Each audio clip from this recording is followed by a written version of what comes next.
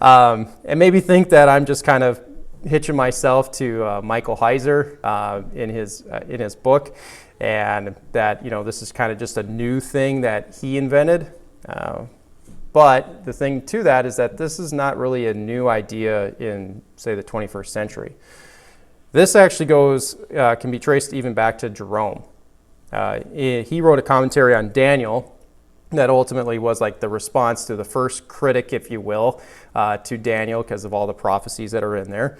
And in his commentary in Daniel 7, verses 2 through 3, is that when he talks about the four winds of heaven in Daniel 7, right, that strive up the four beasts, that he says the following: "The four winds of heaven I suppose to have been angelic powers, to whom the principalities, governments, have been committed, in accordance with what we read in Deuteronomy."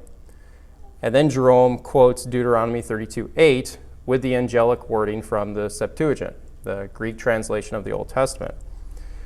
He clearly is following the sons of God view, and at this point, when somebody kind of sees like, okay, wow, this really does go all the way back, and there's further church writers, early church writers that talk about this as well.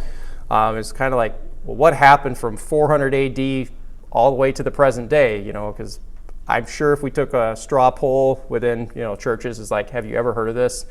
I'm going to go well over 90% of us say no. I've never have. Well, it's simple. Augustine. Augustine, in his writings, he objected to the sons of God view. When you get into Genesis 6 with the Nephilim and the sons of God with the cohabitation with the daughters of men, is that he just said, no, that is not how to read it. It's just talking about humans. And from that point on, he carried a lot of weight in the church for centuries, and that just stuck all the way through the Reformation period.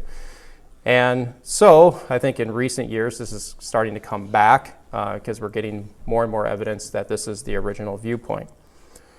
But for Jerome is that when he got to chapter 10 with the princes that we're discussing, is that he does say that they were angels stationed over the nations at Babel, and adds the following comment on them, that these are the princes of whom Paul also says, "We speak forth among the perfect a wisdom which none of the princes of this world knew.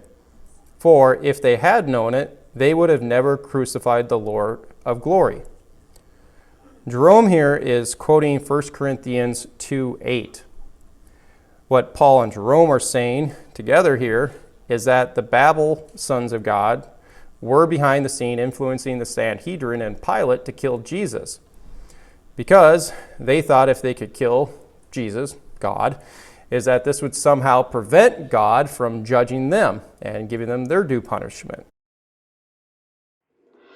Reminder, hit the subscribe button below, turn on the notification bell, hit the like button, and leave a comment. And don't forget to visit us at justscripture.org. And in the meantime, stay salty.